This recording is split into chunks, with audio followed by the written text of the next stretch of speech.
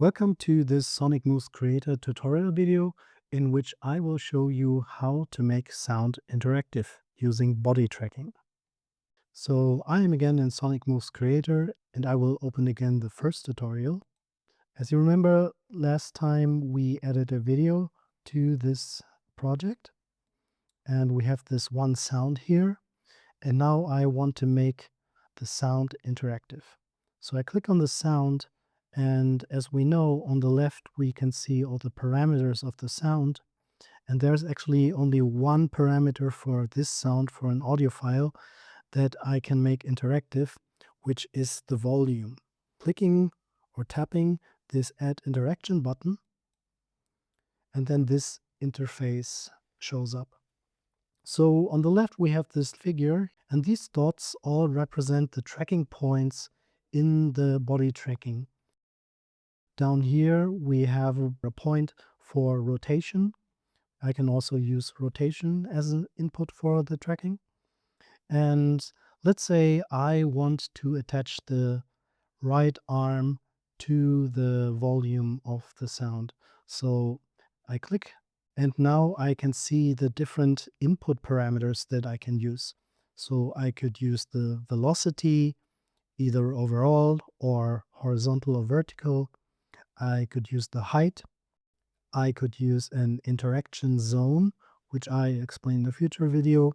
I could use the distance to another joint, or I can even select multiple joints and use the same parameter of all of those. But for this video, I just simply want to use the height. Now, more interfaces show up. This area here, the square area, is my input range. And on the right, we have the output. In general, what we use here is something called mapping. So we are mapping the input values from the tracking to the output value, in this case, the volume. So I have another figure here, little representation of the player. And then I have these two handles. The orange handle is the minimum input value, and the blue handle is the maximum input value that we will recognize. So right now the maximum input is at 2 meters, but that is an idealized value because the height of this figure is idealized. It is assumed to be 1.75 meters, but when you're using the actual body tracking, this will scale to the actual person using the app. So if you have a shorter person there, all the input values will also scale down, so there won't be the situation that someone cannot reach something because, for example, it is at 2 meters height. So I will drag this handle down a bit and this handle up. Now we have this as our effective input range. Everything below or up will be clamped to this range.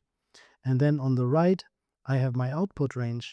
And this range goes here right now from 0 to 1. I can change either of those handles. And this is how I map these input to the output value. So I can preview this by pressing and then dragging my pointer.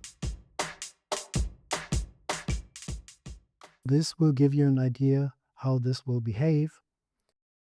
I can also set here how quickly these changes should go into effect.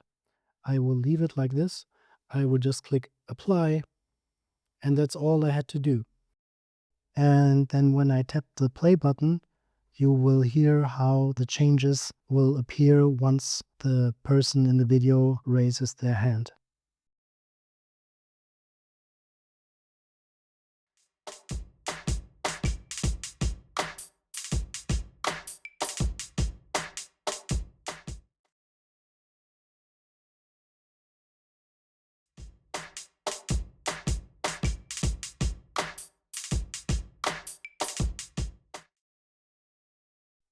And this is a very simple example of how to attach tracking data to sound parameters.